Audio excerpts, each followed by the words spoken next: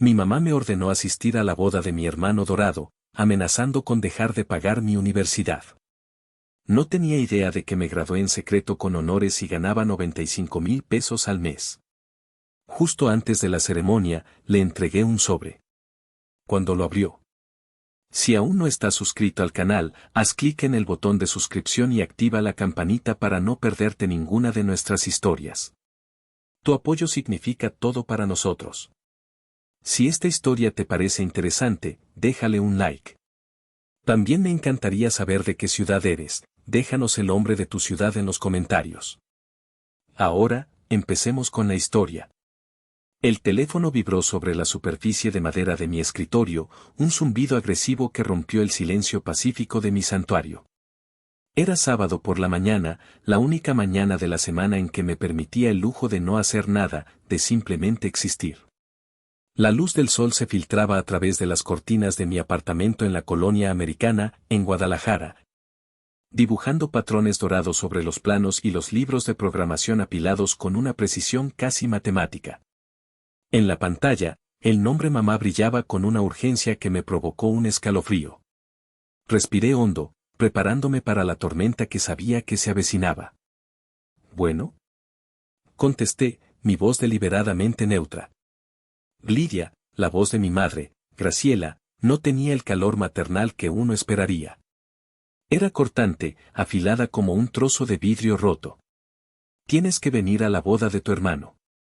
Es este sábado. No quiero excusas. La boda. El evento del siglo, o al menos, el evento del siglo para la familia. La unión de mi hermano mayor, Damián, el Dorado, con Renata, una chica de una de esas familias cuyo apellido aparecía más en las páginas de sociales que en el directorio telefónico.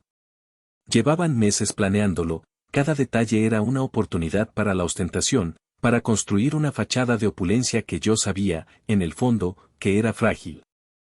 Mamá, he estado muy ocupada con el trabajo, empecé, una verdad a medias. Siempre estaba ocupada. El trabajo puede esperar, me interrumpió, sin dejarme terminar. Tu familia es primero. Tu hermano se casa una vez en la vida. ¿Crees que tu padre y yo nos sacrificamos para darte una educación para que ahora no salgas con estas cosas? No quiero que me avergüences delante de la familia de Renata. O vienes, o te olvidas de que te siga pagando la colegiatura. La amenaza. La misma de siempre. La colegiatura. El arma que había blandido sobre mi cabeza durante años, el recordatorio constante de que yo era una inversión, una obligación, y que mi gratitud debía ser incondicional. La risa que burbujeó en mi pecho fue amarga, silenciosa. Si tan solo supiera. Entendido, dije, mi voz vacía de emoción. Más te vale. Y arréglate bien, por favor. No vengas con tus fachas de siempre. Es un evento importante. Colgó. No hubo un adiós, ni un ¿cómo estás? Nunca lo había. Dejé el teléfono sobre la mesa. El silencio de mi apartamento volvió a envolverme, pero ahora se sentía diferente, cargado de una tensión que no estaba ahí antes. La luz del sol parecía haberse atenuado. Miré a mi alrededor, a este espacio que había construido con mis propias manos, cada mueble pagado con mi sueldo, cada libro una prueba de mis noches en vela. Mi santuario. El único lugar donde no era la hija invisible, la decepción silenciosa. El único lugar donde simplemente era Lidia. Y en ese momento, tomé una decisión. Iría a esa boda. No por su amenaza, sino por mí. Iría a ponerle un punto final a su control, a su narrativa. Iría a reclamar mi propia historia. Después de la llamada, el aire en mi apartamento se sentía pesado, cargado con el residuo tóxico de las palabras de mi madre. Me levanté y caminé hacia la ventana, observando el bullicio matutino de Guadalajara. La gente caminaba, reía, vivía sus vidas, ajena a la pequeña guerra que se libraba dentro de mí. Para ellos, yo era solo una silueta tras un cristal. Para mi familia, ni siquiera eso. Era una ausencia, un espacio vacío que solo se notaba cuando no cumplía con sus expectativas. Volví a mi escritorio, el corazón latiéndome con una mezcla de rabia y una extraña calma gélida. La amenaza de la colegiatura era tan absurda, tan ridículamente obsoleta, que casi me daba risa. Era como amenazar a un pájaro con quitarle el nido después de que ya ha aprendido a volar y ha construido el suyo propio en la cima de un árbol diferente. Con un movimiento lento y deliberado, abrí el segundo cajón de mi escritorio, el que guardaba bajo llave. Dentro, junto a mi pasaporte y otros documentos importantes, había una carpeta de color azul. La saqué y la puse sobre la mesa de madera. Su contenido era el testamento de mi vida secreta, la vida que les había ocultado no por malicia, sino por autopreservación. Lo primero que saqué fue mi título. Universidad de Guadalajara. Lidia. Ingeniera de software. Mención honorífica. Lo había recogido hacía 2 años, en una ceremonia a la que no invité a nadie. Me senté sola entre mis compañeros, aplaudí por ellos y ellos por mí. Sentí orgullo, sí, pero también una punzada de soledad. Había anhelado ver sus rostros entre la multitud, aunque fuera por un segundo. Pero sabía que si los invitaba, o no irían, o encontrarían la manera de minimizarlo, de compararlo con algún logro trivial de Damián. Así que me ahorré la decepción. Debajo del título estaba mi contrato de trabajo con Terranova Solutions, una de las empresas de tecnología verde más innovadoras de México. Mi dedo recorrió la cláusula del salario, 95,000 pesos MXN mensuales. Un número que, para ellos, era inconcebible. Un número que me había permitido no solo ser independiente, sino empezar a construir un futuro sólido, lejos de la precariedad que siempre había sentido en casa. Finalmente, saqué mi pequeño cuaderno de bocetos. Era de cuero negro, gastado por el uso. Lo abrí. Sus páginas no contenían palabras, sino dibujos. Intrincados diseños de jardines verticales, planos de casas autosostenibles, diagramas de sistemas de recolección de agua de lluvia. Eran mi escape, mi forma de imponer orden y belleza en un mundo que, emocionalmente, siempre había sido caótico. Cuando la indiferencia de mi familia me ahogaba, yo diseñaba mundos donde todo tenía un propósito, donde cada línea encajaba perfectamente. Era mi forma de construir refugios en papel antes de poder construir uno en la vida real. Miré esos 3 objetos, el título, el contrato, el cuaderno. Eran las 3 piezas de mi verdadera identidad. La prueba irrefutable de que la Lidia que mi madre creía controlar, la estudiante mediocre y dependiente que imaginaba, había dejado de existir hacía mucho tiempo. Se había desvanecido en silencio, sin que nadie se diera cuenta, reemplazada por una mujer que había aprendido a ser su propia ancla, su propio refugio. Y esa mujer era la que iría a la boda. No la hija asustada, sino la ingeniera, la creadora, la sobreviviente. La mujer que estaba a punto de cerrar el último capítulo de su vieja vida. La mención de mi madre sobre el sacrificio de pagarme la educación siempre abría una puerta en mi memoria, una puerta a un salón oscuro y polvoriento que yo llamaba mi museo del dolor. Cada injusticia, cada palabra hiriente, cada gesto de indiferencia era una pieza de exhibición, cuidadosamente conservada en el ámbar de mi recuerdo. Y la pieza central, la más grande y dolorosa, era la de mis 15 años. Mi fiesta de 15. En la cultura mexicana, es un rito de paso, un evento que se planea con meses, a veces años, de antelación. Las niñas sueñan con el vestido, el vals, el festejo. Yo también lo hice. Imaginaba un vestido azul como el cielo nocturno y un pequeño salón donde podría bailar con mis pocas pero buenas amigas. La realidad fue una carnita asada improvisada en el patio trasero de la casa. No estamos para tirar el dinero, hija, me había dicho Graciela con un tono de finalidad que no admitía réplica, un mes antes de mi cumpleaños. La situación está difícil. Hay que ser conscientes. Y yo, como siempre, lo entendí. Asentí y sonreí, la buena hija, la comprensiva. El día de mi cumpleaños, me puse un vestido sencillo que ya tenía. Mi padre, Horacio, se encargó del asador, quemando la carne mientras hablaba de fútbol con mis tíos. Mi madre se quejó del calor y de que los vecinos hacían ruido. Mis amigas vinieron, me dieron sus regalos envueltos con cariño, pero el ambiente era tan tenso, tan falto de celebración, que se fueron temprano. La única decoración eran unos globos desinflados que mi padre había comprado en la tienda de la esquina. El pastel era de supermercado. No hubo vals. No hubo brindis. Solo la sensación aplastante de ser una ocurrencia tardía, una obligación que había que cumplir de la forma más barata posible. Lo peor vino después. Una tía, intentando consolarme, me dijo, no te preocupes, mi niña. Ya verás qué fiestón le hacen a tu hermano cuando cumpla los 18. Y así fue. Un año después, Damián cumplió la mayoría de edad. Y la situación difícil pareció haberse evaporado milagrosamente. Alquilaron un elegante salón en Providencia. Contrataron a un grupo de rock en vivo que tocaba covers de los 80. Hubo un banquete de 3 tiempos y una barra libre que mi padre presumió a todos los invitados. Damián recibió un coche usado como regalo. Graciela estaba radiante, vestida de diseñador, moviéndose entre las mesas como la anfitriona perfecta. Yo estaba allí, en un rincón, con el mismo vestido de mi fiesta. Nadie pareció notarlo. Nadie pareció recordar el contraste. Mientras veía a mi madre reír a carcajadas, brindando por el futuro rey de la casa, escuché su voz en mi memoria, resonando con una claridad dolorosa. Meses después de mi quinceañera, la había oído hablar por teléfono con una de sus hermanas. Pues había que hacerle, algo, a la niña, ni modo. Ya para que no diga que no le celebramos nada. Algo. Para que no diga. Mi fiesta de 15 años, el sueño de tantas, había sido reducida a eso, un trámite para callarme la boca. Una molestia en su calendario. Esa noche, en la fiesta de Damián, entendí que no se trataba del dinero. Nunca se trató del dinero.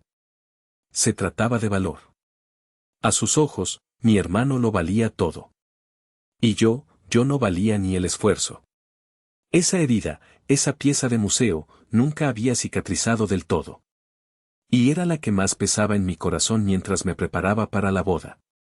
La segunda gran sala de mi museo personal estaba dedicada a mis aspiraciones. Desde niña, fui curiosa.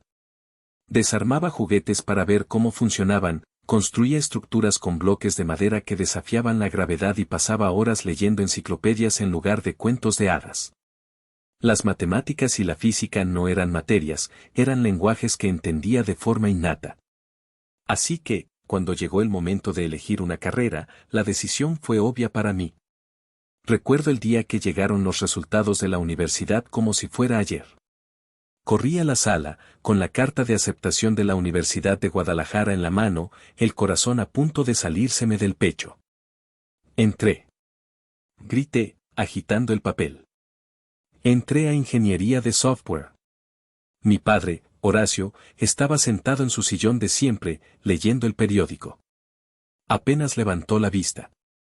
Ah, qué bien, hija, murmuró, y volvió a su lectura. No había emoción en su voz, solo el reconocimiento vago de un ruido que había interrumpido su paz. Mi madre, Graciela, salió de la cocina secándose las manos en el delantal. Tomó la carta, la miró por encima y frunció el ceño. ¿Ingeniería? Su tono estaba cargado de desdén. Esa es carrera de hombres. Es pura matemática, te vas a aburrir. Además, ¿de qué vas a trabajar? Te vas a morir de hambre. ¿Por qué no estudiaste algo como diseño de modas o comunicación? Algo más, femenino. Sus palabras cayeron sobre mí como un balde de agua helada, extinguiendo la llama de mi alegría. Carrera de hombres. Morirte de hambre. No era una preocupación genuina por mi futuro, era un juicio. Un rechazo a todo lo que yo era, a todo lo que me apasionaba. El contraste, como siempre, llegó con Damián. Un año antes, él había decidido que quería estudiar administración de empresas. No porque le gustara, sino porque, según él, era lo que hacen los jefes. No tenía las calificaciones para entrar a una buena universidad pública, así que mis padres no dudaron un segundo. Lo inscribieron en el TEC de Monterrey, una de las universidades privadas más caras del país. Nunca hubo un ¿estás seguro, hijo? Nunca un esa carrera tiene mucha competencia. Para él, solo había apoyo incondicional y una chequera abierta. Pagaron su matrícula, su coche nuevo para que no tuviera que tomar el transporte público, y su departamento cerca del campus. Mientras, a mí me cuestionaban por elegir una de las mejores universidades públicas del país, una a la que había entrado por mérito propio. En medio de esa soledad, hubo un faro de luz. Mi tío Félix, el hermano menor de mi padre, la oveja negra de la familia porque era un electricista que había construido su propia empresa desde cero en lugar de pretender una vida de oficina. Vino a la casa una semana después. Me encontró en mi cuarto, releyendo la carta, tratando de reavivar la emoción que mi madre había matado. Llamó a la puerta suavemente. ¿Se puede? Entró y se sentó en el borde de mi cama. Escuché las noticias. Muchas felicidades, Lidia. Fue la primera felicitación sincera que recibí. Los ojos se me llenaron de lágrimas. Mi mamá dice que es una mala idea, susurré. Él suspiró, una mezcla de tristeza y frustración. Tu mamá le tiene miedo a lo que no entiende. No le hagas caso. Tienes un cerebro que ya quisieran muchos. Se levantó y me revolvió el pelo. Tú vas a llegar muy lejos, sobrina. No dejes que nadie, ni siquiera ellos, te digan lo contrario. Al día siguiente, regresó. Me trajo una caja. Dentro había una laptop usada, pero en perfectas condiciones. La cambié en la oficina, dijo, restándole importancia. Para que empieces con el pie derecho. Esa laptop fue mi herramienta, mi ventana al mundo, mi arma secreta. Y las palabras de mi tío, el combustible que me mantuvo en marcha cuando sentía que la indiferencia de mis padres me iba a consumir por completo. De vuelta en el presente, en la tranquilidad de mi apartamento, el recuerdo de la bondad de mi tío Félix solidificó mi resolución. No estaba sola. Nunca lo había estado del todo. Y ahora, tenía el poder de poner las cosas en su lugar. Sobre la mesa de centro, junto a mi laptop y una taza de café ya fría, descansaba un sobre blanco, nítido y anónimo. Dentro, el arma más poderosa que podía concebir, un cheque de caja. La cantidad impresa en él era de 250,000 pesos MXN. No era una cifra al azar. Durante una noche de insomnio, había entrado a los archivos viejos de mi padre, buscando extractos bancarios de hace 7 años. Sumé cada pago de colegiatura, cada mensualidad de la residencia estudiantil, cada depósito para gastos que me hicieron durante mi primer año de universidad. El único año que pagaron. Después, calculé una tasa de interés simbólica, una compensación por los años que habían usado esa inversión como un grillete emocional. Ahorrar ese dinero había sido mi proyecto secreto durante el último año. Cada peso extra de mis proyectos freelance, cada bono en el trabajo, cada vez que elegía cocinar en casa en lugar de salir, era una pequeña victoria, una contribución al fondo de mi libertad. Viví con una austeridad que habría hecho que mi madre se horrorizara, no por necesidad, sino por un propósito. Era un acto de disciplina casi monástico. Mientras Damián gastaba el dinero de mis padres en fines de semana en la playa y ropa de marca, yo canalizaba mi propio dinero, el que ganaba con mi cerebro y mi esfuerzo, hacia un único objetivo, borrar mi deuda. Pero no era una deuda real. Era una deuda fabricada, una herramienta de manipulación. Y devolverlo no era un acto de gratitud. Era un acto de desafío. Era cortar la última cuerda con la que podían jalarme, la última excusa que tenían para exigir mi obediencia. Tomé el sobre en mis manos. Se sentía pesado, no por el papel, sino por el significado que contenía. Dentro de este sobre no solo había un cheque. Estaba mi independencia. Mi silencio. Mi dignidad. Y el precio de mi ausencia futura. Era el finiquito de mi papel como la hija invisible. Y estaba lista para entregarlo. Si te está gustando esta historia y sientes la rabia y la determinación de Lidia, por favor, dale like a este video, suscríbete al canal y déjame un comentario con el nombre de la ciudad desde donde nos estás escuchando. Cada comentario ayuda a que esta historia llegue a más personas que, quizás, han vivido algo parecido. Muchas gracias por tu apoyo, y ahora, continuemos con la historia. La semana previa a la boda fue un infierno silencioso. Mi madre me llamó todos los días, no para preguntar cómo estaba, sino para darme instrucciones. La cena de compromiso con los papás de Renata es el martes, tienes que venir. Necesitamos que confirmes tu asistencia para el brunch del viernes. Cada llamada era una orden, cada conversación una reafirmación de mi inexistencia como individuo. Cedí a la cena del martes. Fue un error. Un error monumental que, sin embargo, se convirtió en el catalizador que necesitaba. La cena fue en un restaurante absurdamente caro en Andares, uno de esos lugares donde los meseros te hablan en susurros y los precios en el menú parecen números de teléfono. La familia de Renata era exactamente como la había imaginado, educados, elegantes y con un aire de riqueza heredada que los hacía parecer de otra especie. El padre de Renata, el señor Villarreal, era un hombre imponente, dueño de una de las constructoras más grandes del estado. Me senté en la mesa sintiéndome como una pieza de un rompecabezas que no encajaba. Llevaba un vestido negro, simple y profesional. Graciela me lanzó una mirada de desaprobación apenas llegué, un microgesto que solo yo pude notar.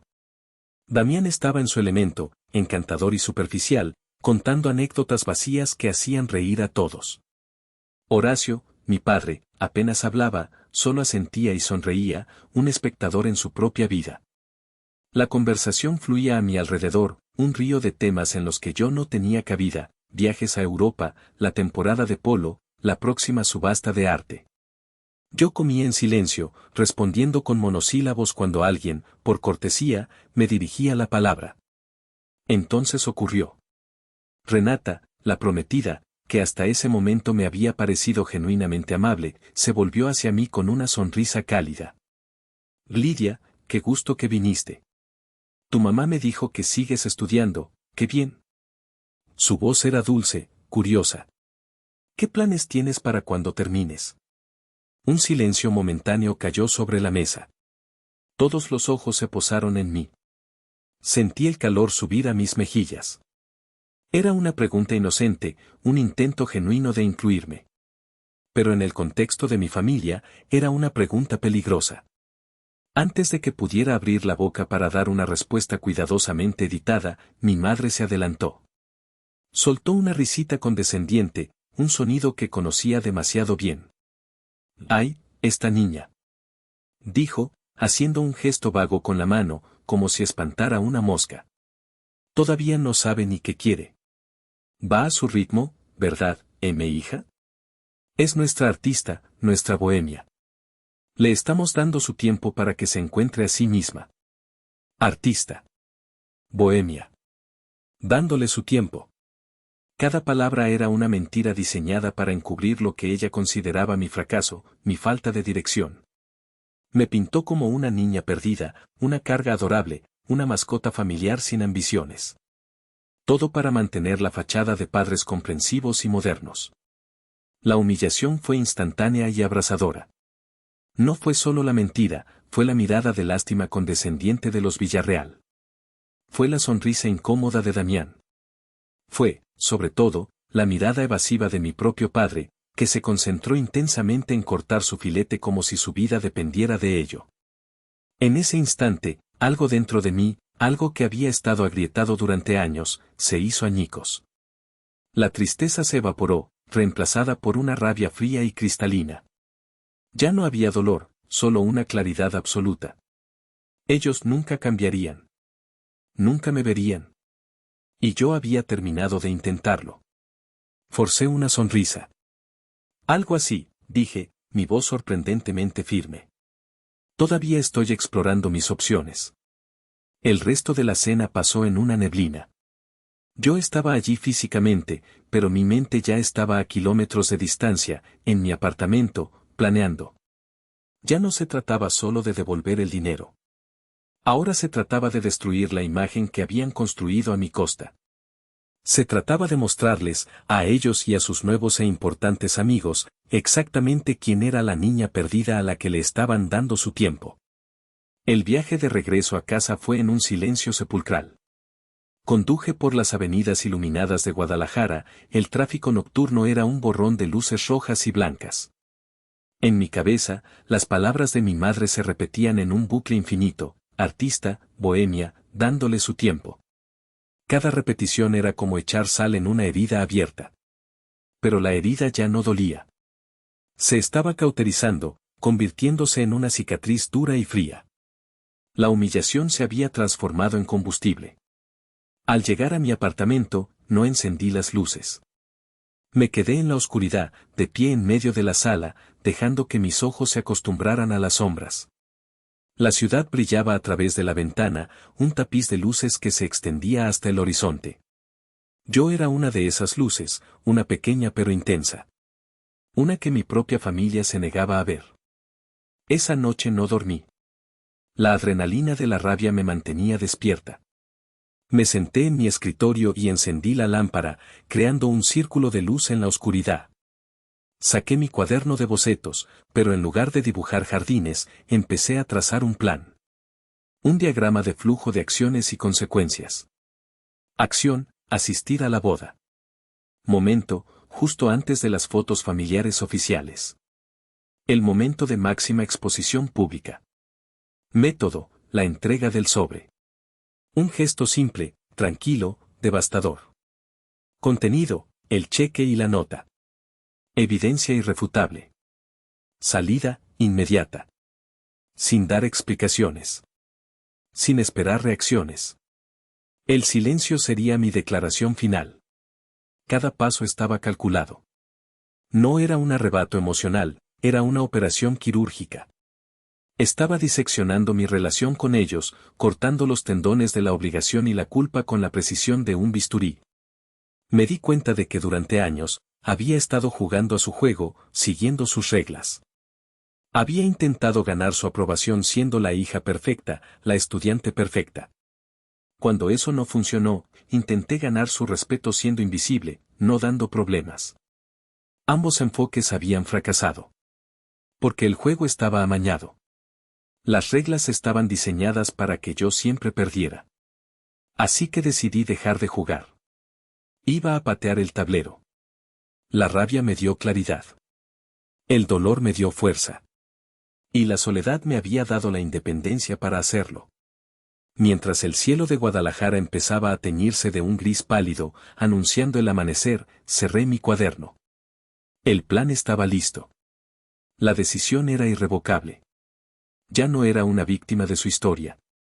Estaba a punto de convertirme en la autora de la mía. Y el primer capítulo de esa nueva historia se escribiría en la boda de mi hermano. A media mañana del miércoles, con el plan ya solidificado en mi mente, sentí la necesidad de hablar con la única persona en mi familia que me había visto como algo más que una sombra, mi tío Félix. Marqué su número, el corazón latiéndome un poco más rápido. No buscaba aprobación, sino un ancla, un recordatorio de que no estaba completamente loca. ¿Lidia? ¡Qué milagro, sobrina! Su voz era grave y cálida, un bálsamo en mi estado de agitación interna. ¿Todo bien? Dudé por un segundo. Más o menos, tío. ¿Tienes un minuto? Para ti, los que necesites. Dispara. Le conté todo. La llamada de mi madre, la amenaza, la cena humillante, las palabras exactas que usó para describirme frente a los Villarreal. Le conté mi plan, el cheque, el sobre, el momento elegido para la confrontación. Hablé sin parar, las palabras saliendo a borbotones, una mezcla de frustración acumulada durante años. Él escuchó en silencio, sin interrumpirme ni una sola vez. Me dejó vaciarlo todo. Cuando terminé, hubo una pausa. Podía oír su respiración al otro lado de la línea. Hicieron mal, Lidia, dijo finalmente, su voz cargada de una tristeza resignada. Siempre lo han hecho. ¿Crees que estoy exagerando? ¿Que estoy siendo demasiado dramática? Pregunté, una pequeña parte de mí todavía condicionada a dudar de mis propios sentimientos. ¿Dramática? Por Dios, no. Has aguantado más de lo que cualquier persona debería. Lo que estás planeando es audaz. Y honestamente, se lo merecen. Hagas lo que hagas, quiero que sepas que yo te apoyo. No estás sola en esto. Sus palabras fueron como un permiso que no sabía que necesitaba. Una validación que borró la última pizca de duda. Gracias, tío. Significa mucho para mí. De nada, sobrina. Hizo una pausa, y luego añadió, como si pensara en voz alta, sabes, he notado algo. Tu papá se ve muy estresado últimamente. El otro día me lo encontré y parecía que había envejecido 10 años. Como si todo el dinero del mundo no le alcanzara. Ese comentario casual fue como una pieza de un rompecabezas que encajaba en un lugar que ni siquiera sabía que estaba vacío. La ostentación de la boda. La desesperación de mi madre por impresionar a los Villarreal. El estrés visible de mi padre. De repente, todo cobró sentido. ¿Crees que tienen problemas de dinero? Pregunté, conectando los puntos. No lo sé con certeza, pero no me extrañaría. Tu padre nunca fue bueno con los negocios, solo para aparentar. Siempre ha vivido por encima de sus posibilidades para mantener una imagen. Y esa boda huele a una apuesta desesperada. Colgué el teléfono sintiendo que una nueva capa de la realidad se había revelado. Mi confrontación ya no era solo un acto de rebelión personal. Estaba a punto de desenmascarar una farsa mucho más grande. La fachada de familia perfecta y exitosa estaba a punto de derrumbarse. Y yo iba a ser la que quitara la primera piedra. La revelación de mi tío no cambió mi plan, pero sí le dio una nueva dimensión. Ya no sentía solo rabia, sino una especie de piedad fría por ellos. Estaban atrapados en su propia red de mentiras, y yo era la araña que venía a reclamar su territorio. Con la conversación con mi tío resonando en mi cabeza, los días que siguieron hasta la boda se sintieron diferentes. Ya no había agitación ni duda, solo una concentración metódica, casi ceremonial. Estaba forjando mis armas, puliendo mi armadura, preparándome para la batalla final. El jueves por la tarde, fui al banco. La cajera me miró con curiosidad cuando solicité un cheque de caja por una suma tan grande. ¿Algún concepto en particular para el cheque?, preguntó. Finiquito, respondí, sin pestañear. El viernes, me dediqué a mi atuendo. Ignoré los mensajes de mi madre que sugerían que fuera a una boutique cara en Providencia. En su lugar, fui a una pequeña tienda de diseñadores locales en la colonia Lafayette. Allí encontré el vestido perfecto. Era de un azul cobalto intenso, el color del océano profundo justo antes de una tormenta. El corte era impecable, minimalista, de una elegancia que no necesitaba gritar para ser notada. Era la antítesis de todo lo que representaba mi madre, la ostentación, el exceso, el más es más. Mi vestido era un susurro, pero un susurro que sería imposible de ignorar. No compré zapatos nuevos ni un bolso llamativo. Usaría los que ya tenía. Mi apariencia no sería sobre el dinero que gastaba, sino sobre la confianza que proyectaba. Esa noche, me senté en mi escritorio para el último paso de mi preparación, la nota. Saqué una tarjeta blanca, gruesa, y mi mejor pluma. Mi letra, normalmente rápida y funcional para tomar notas de ingeniería, se volvió lenta y caligráfica. Mamá, papá, escribí. Gracias por la inversión inicial. Aquí está el retorno completo, con intereses por los años de manipulación. Hace 2 años que me gradué con honores. Hace 2 años que soy completamente independiente. Hoy, estamos a mano. Con la debida consideración, Lidia. Leí la nota una y otra vez. Cada palabra había sido elegida con precisión quirúrgica. Inversión inicial, para reflejar como siempre me habían visto. Retorno completo, para usar su lenguaje de negocios en su contra. Estamos a mano, la declaración final de mi emancipación. Doblé la nota y la deslicé en el sobre junto con el pesado y oficial cheque de caja. Sellé el sobre. Lo coloqué en mi bolso, junto a mis llaves y mi teléfono. Era el único objeto que necesitaba llevar a esa boda. No era un regalo. Era una bomba de tiempo. Miré mi reflejo en el oscuro cristal de la ventana. La mujer que me devolvía la mirada parecía más alta, más fuerte. La incertidumbre en sus ojos había sido reemplazada por una determinación de acero. Ya no era la niña que lloraba en silencio por una fiesta de 15 años arruinada. Ya no era la adolescente que buscaba una palabra de aliento por sus logros académicos. Era una mujer que había aprendido a forjar su propio valor en el fuego de la indiferencia. Y estaba lista para demostrarles que el metal que habían despreciado era, en realidad, titanio. La boda ya no era la boda de Damián. Era mi graduación, mi ceremonia de independencia, mi acto final de liberación. Y estaba perfectamente preparada para ello. El sábado de la boda llegó con un cielo despejado y un sol radiante, una ironía casi cruel dada la tormenta que estaba a punto de desatar. Pasé la mañana en una calma extraña, casi meditativa. Hice yoga, me preparé un desayuno ligero y repasé unos documentos del trabajo, anclándome en la lógica y el orden de mi vida real antes de sumergirme en el caos de mi familia. A las 4 de la tarde, me puse el vestido azul cobalto. Se ajustaba a mi cuerpo como si hubiera sido hecho para mí. El color era vibrante, lleno de vida, un desafío silencioso al luto emocional que había llevado durante años. Me recogí el pelo en un moño bajo y elegante. Mi maquillaje era mínimo. Quería que me vieran a mí, Lidia, no a una versión disfrazada de mí misma. Conduje hacia la hacienda en las afueras de la ciudad. Era un lugar espectacular, de esos que aparecen en las revistas de bodas. Muros de adobe, jardines exuberantes y un aire de historia y dinero viejo. Mientras aparcaba mi modesto coche entre los Mercedes y los BMW de los demás invitados, sentí una oleada de náuseas. Era el miedo, el último vestigio de la niña asustada que vivía dentro de mí.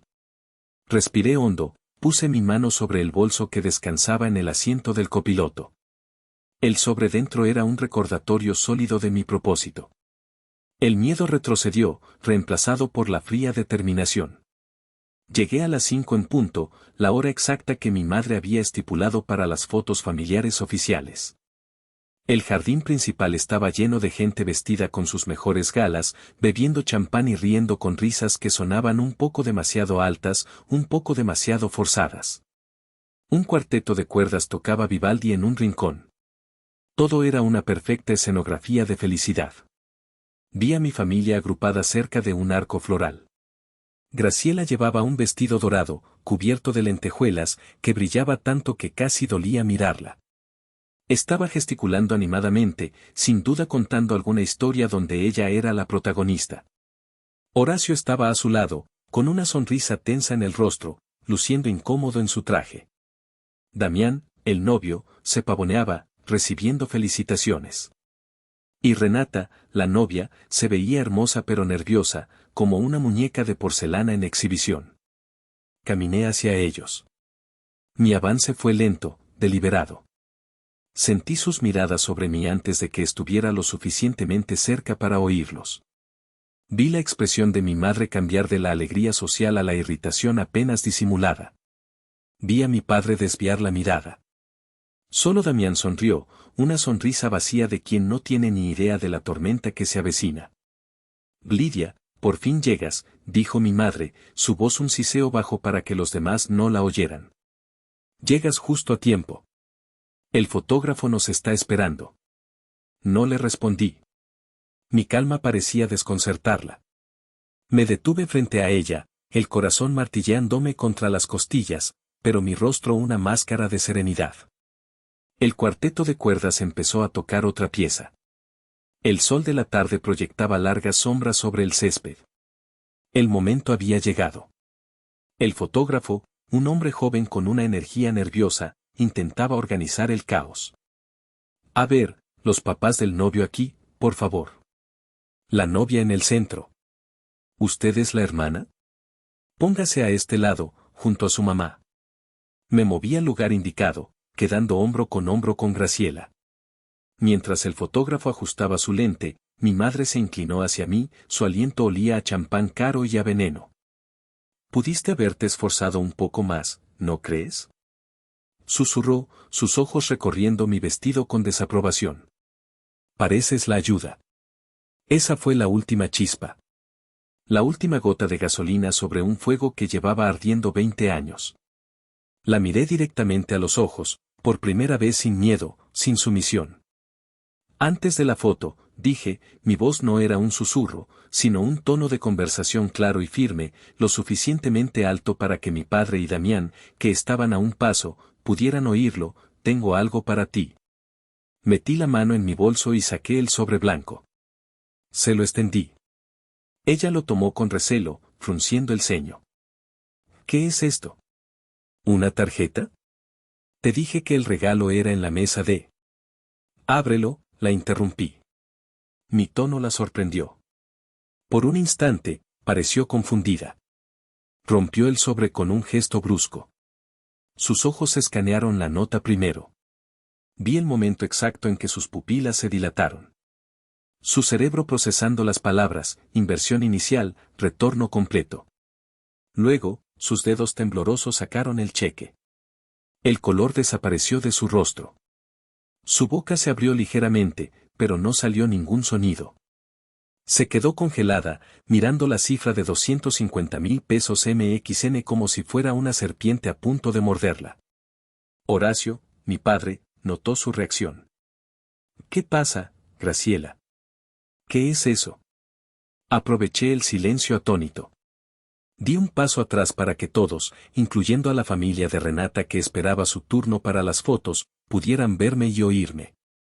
Son 250,000 pesos, dije, mi voz resonando con una claridad que nunca antes había poseído. Es el pago total, con intereses por los años de manipulación, por el único año que pagaron mi educación. El silencio en el jardín se hizo casi total. El cuarteto de cuerdas pareció fallar una nota. Algunos invitados cercanos se giraron, curiosos. Verán, continué, dirigiendo mi mirada a los rostros pálidos de mis padres, ha habido un malentendido. Ustedes han estado operando bajo la creencia de que yo era una estudiante dependiente y sin rumbo. La artista bohemia. La realidad es que me gradué de ingeniería de software hace 2 años. Con honores. Y soy la ingeniera líder de proyecto en Terranova Solutions. Soy, y he sido durante mucho tiempo, completamente independiente. Cada palabra era un golpe, medido y preciso. Así que vine hoy por 2 razones. Primero, para saldar esta deuda que han usado como un arma contra mí durante tanto tiempo. Ya no me deben nada, y yo no les debo nada. Estamos a mano. Hice una pausa, mi mirada encontrando la de Damián, que me miraba con una confusión infantil. Y segundo, para desearte suerte en tu matrimonio, hermano. De verdad. Me giré hacia Graciela, que todavía sostenía el cheque con una mano temblorosa, su rostro una máscara de incredulidad y horror. Ya cumplí con venir, dije suavemente. Con permiso. Y entonces, me di la vuelta. Lentamente, sin prisa. Caminé a través del césped perfectamente cortado, pasando junto a los invitados que ahora me miraban boquiabiertos. Pude sentir los ojos de mi familia clavados en mi espalda, pero no me volví. No corrí. Cada paso era una afirmación de mi libertad. El sonido de mis tacones sobre el camino de piedra fue el único sonido que rompió el silencio devastado que dejé atrás. Había detonado la bomba. Y ahora, solo quedaba observar la onda expansiva. Mientras me alejaba, una parte de mí esperaba gritos. Esperaba que mi madre recuperara la voz y me lanzara una sarta de insultos. O que mi padre corriera tras de mí, exigiendo una explicación. Pero no hubo nada. Solo un silencio pesado, denso, como el aire antes de un terremoto. Ese silencio era, en sí mismo, la prueba de mi victoria. Los había dejado sin palabras, sin guión. Había destruido su narrativa tan completamente que no tenían una respuesta preparada. Su mundo, construido sobre apariencias y control, se había fracturado, y no sabían cómo sostener los pedazos. No me giré, pero mi imaginación pintó la escena con una claridad vívida. Graciela, pálida y temblorosa, con el cheque todavía en la mano, el símbolo de su pérdida de poder. Horacio, con la cara roja de vergüenza, incapaz de mirar a los ojos a su consuegro, el imponente señor Villarreal. Damián, completamente perdido, su día perfecto arruinado por un drama que ni siquiera entendía. Y la familia de Renata, los observadores silenciosos, sus sonrisas educadas congeladas en sus rostros, sin duda reevaluando la maravillosa familia con la que estaban a punto de emparentar. El fotógrafo probablemente estaría carraspeando, intentando torpemente devolver a todos a la realidad de las fotos. ¿Sonreímos ahora? ¡Qué absurdo! Mi acto no había sido solo una confrontación familiar, había sido un espectáculo público. Les había quitado el control de su propia imagen en el momento más crucial, frente a la audiencia más importante para ellos. La humillación que me habían hecho sentir en esa cena se la había devuelto multiplicada por 100. Mientras caminaba hacia la salida de la hacienda, el sonido del cuarteto de cuerdas se reanudó, vacilante al principio, y luego con más fuerza. En un intento desesperado por cubrir el abismo de incomodidad que yo había creado. Era la banda sonora de mi partida, la música de mi liberación. No sentí alegría, no en ese momento. Sentí un vacío inmenso, pero un vacío limpio. Era el espacio que quedaba después de haber extirpado un tumor que había crecido dentro de mí durante toda mi vida. Una vez dentro de mi coche, cerré la puerta y el mundo exterior, con su música de cuerdas y su felicidad fingida, quedó amortiguado. Apoyé la frente en el volante frío y, por primera vez en horas, me permití respirar. Exhalé, un suspiro largo y tembloroso que pareció llevarse consigo el peso de 26 años. Y entonces, sucedió. Una risa brotó de mi garganta. No fue una risa alegre, sino una risa histérica, incrédula. Me reí hasta que las lágrimas empezaron a rodar por mis mejillas. Lágrimas de alivio, de rabia, de tristeza, de una libertad tan abrumadora que casi dolía. Lloré y reí al mismo tiempo, un torbellino de emociones contenidas que finalmente se desataban en la seguridad de mi pequeño coche. Lloré por la niña que solo quería la aprobación de sus padres. Lloré por la adolescente que estudiaba hasta la madrugada para conseguir un reconocimiento que nunca llegó. Y me reí de la ironía de todo. De cómo la amenaza que pretendía controlarme se había convertido en el catalizador de mi liberación total. Encendí el motor. Mientras salía del estacionamiento de la hacienda, mi teléfono, que había puesto en silencio, comenzó a iluminarse sin parar en el asiento del copiloto. Mamá. Papá. Tía Elena. Damián. Una cascada de llamadas perdidas y notificaciones de mensajes. Tomé el teléfono. Por un momento, sentí la tentación de leer los mensajes, de escuchar los buzones de voz. Pero me detuve. ¿Para qué? ¿Para escuchar sus acusaciones? ¿Sus intentos de manipulación? ¿Sus falsas expresiones de preocupación? No. Ya había dicho todo lo que tenía que decir. Su turno para hablar había terminado hacía mucho tiempo. Con un movimiento decidido, apagué el teléfono. La pantalla se volvió negra. El silencio era absoluto. Conduje sin rumbo fijo, las ventanas abiertas, dejando que el viento de la tarde secara mis lágrimas. No regresé a mi apartamento. Conduje hacia la carretera, hacia el paisaje abierto. Puse mi música, no la de Vivaldi, sino la mía, la que me hacía sentir viva. Y mientras el sol se ponía en el horizonte, pintando el cielo de Jalisco con tonos naranjas y morados, sentí una paz que nunca antes había conocido. No sabía qué vendría después. Pero por primera vez en mi vida, el futuro no me daba miedo. Porque era mío.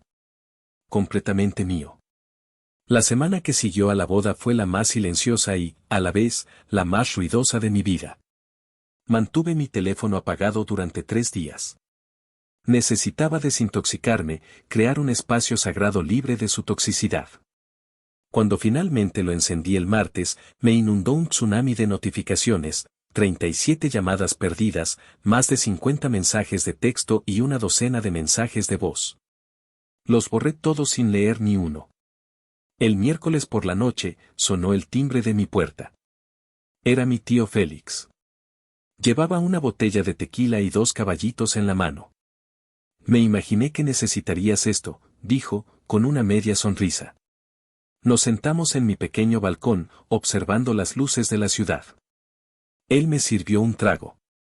La boda fue, memorable, dijo, tomando un sorbo. Después de que te fuiste, fue como si alguien hubiera soltado una bomba de humo. Nadie sabía qué decir. Tu madre intentó fingir que no había pasado nada, pero estaba blanca como el papel. Tu padre desapareció durante media hora. ¿Y Damián? Pobre diablo, resopló Félix. Estaba completamente perdido. Creo que es la primera vez en su vida que se enfrenta a una situación que no puede resolver con una sonrisa o el dinero de tus padres. Bebí mi tequila. El líquido quemó mi garganta, pero fue un ardor limpio. Lo más interesante, continuó mi tío, bajando la voz, fue la familia de Renata. Los Villarreal. Son gente astuta, Lidia. No llegaron a donde están siendo tontos. Pude verlos hablando en un rincón, mirando a tu familia con otros ojos. Se dieron cuenta de que les habían vendido un producto defectuoso. ¿Crees que cancelen la boda? No, el daño a la reputación sería demasiado grande. Pero te aseguro que el contrato matrimonial que firmaron acaba de volverse mucho más estricto. Y la relación entre las familias nunca será de iguales. Tu madre quería comprar estatus, y lo único que consiguió fue exponer su desesperación. Mi tío me contó que los rumores ya estaban circulando entre la familia extendida y su círculo social. La historia que Graciela había contado durante años, la de los padres sacrificados que mantenían a 2 hijos, se había hecho añicos. La gente empezaba a preguntarse, a conectar los puntos. ¿Por qué una ingeniera exitosa necesitaría que le pagaran la colegiatura? ¿Qué más habían mentido? Quitaste la primera piedra, sobrina, concluyó Félix, sirviéndome otro trago. Y ahora todo el muro se está viniendo abajo. No sentí placer al oírlo. Solo una profunda y agotadora sensación de finalidad. La fachada que tanto se habían esforzado por construir, la misma que me había oprimido y asfixiado, se estaba derrumbando bajo el peso de una simple verdad. Mi verdad. Pasaron 2 semanas. En el trabajo, la vida continuaba, un refugio de lógica y profesionalismo. Estábamos en las etapas finales de preparación para una licitación masiva, un proyecto que podría redefinir el futuro de la infraestructura sostenible en la región, Guadalajara, Ciudad Inteligente 2030. Era el proyecto más grande en la historia de Terranova Solutions, y yo era una de las piezas clave del equipo técnico.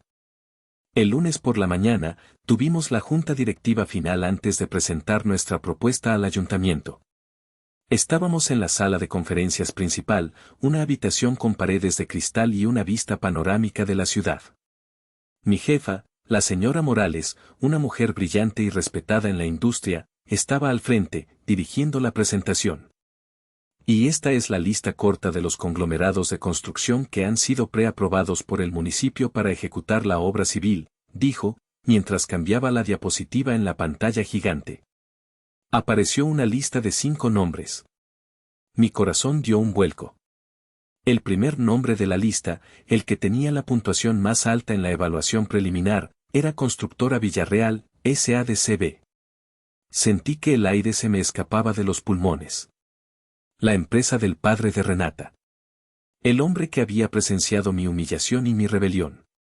La señora Morales continuó, ajena a mi crisis interna. Como saben, nuestra recomendación técnica será un factor de peso en la decisión final del comité de licitaciones.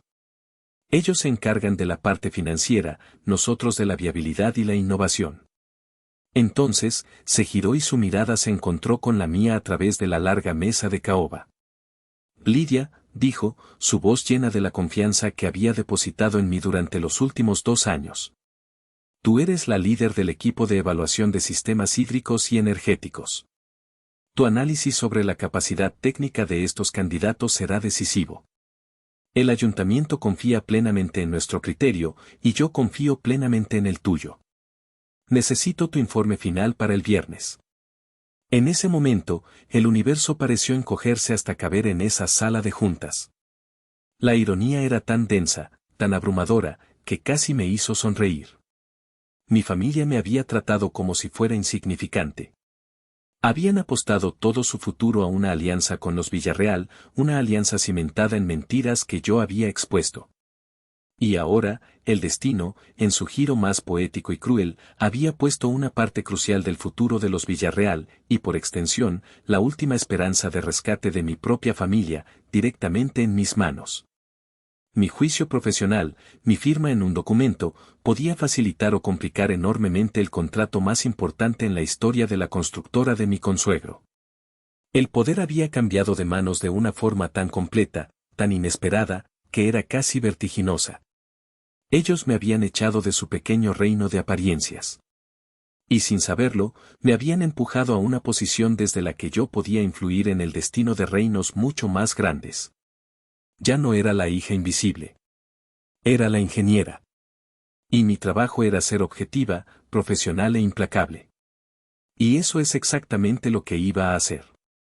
La venganza, al parecer, no era un plato que se servía frío. Se servía en forma de un informe técnico impecable. Pasó otro mes. El informe fue entregado. Mi evaluación fue estrictamente profesional, basada en datos y méritos técnicos. La constructora Villarreal era, en efecto, una de las más competentes, y mi informe lo reflejó. No dejé que mis sentimientos personales interfirieran. Mi integridad profesional era algo que había construido yo sola, y no iba a mancharla por ellos. Una tarde, mientras regaba las plantas en mi balcón, mi teléfono sonó. Era un número desconocido. Dudé, pero contesté. ¿Lidia? La voz era vacilante, casi irreconocible. Era Damián. ¿Qué quieres, Damián? Mi tono fue cortante. Yo, solo, quería hablar. Renata me contó sobre el gran proyecto de la ciudad. Y que tu empresa está involucrada. Y que tú eres importante ahí. Silencio. Mira, Lidia, continuó, y por primera vez en su vida, sonaba humilde. He sido un imbécil. Toda mi vida. Nunca me di cuenta de nada. Daba todo por sentado. Después de la boda, todo se derrumbó. Papá y mamá están devastados. Están perdiendo la casa. Nada de lo que presumían era real. Escuché, sin decir nada. Y me di cuenta de que la única persona real en toda esta familia eras tú. La única que construyó algo sólido, algo verdadero. Y nosotros te tratamos como si fueras basura. Su voz se quebró un poco. Solo quería pedirte perdón. No espero que me perdones. Solo quería que lo supieras. Colgó antes de que pudiera responder. Me quedé allí, con el teléfono en la mano, procesando la primera disculpa sincera que había recibido de mi familia en 26 años. La historia termina aquí, conmigo, en mi balcón, cuidando mis plantas, mi pequeño jardín ordenado. Mi cuaderno de bocetos está en la mesa, abierto en una página en blanco, esperando nuevos diseños, nuevos futuros. He encontrado una paz extraña. No siento odio, ni siquiera siento ya esa rabia ardiente. Siento distancia. Una distancia serena, como si estuviera viendo una película sobre la vida de otra persona. Ahora que sospechan de mi éxito y mi nueva posición, intentan regresar a mi vida con disculpas. Una parte de mí se pregunta si debería responder a sus llamadas, si debería escuchar lo que tienen que decir. Otra parte siente que esa puerta ya se cerró y que reabrirla sería traicionar a la mujer en la que me he convertido. Y aquí es donde les pregunto a ustedes. ¿Debería siquiera darles la oportunidad de explicarse, o es mejor que enfrenten solos las consecuencias de sus actos? ¿Soy yo la mala en esta historia? Muchas gracias por acompañarme en esta historia tan personal.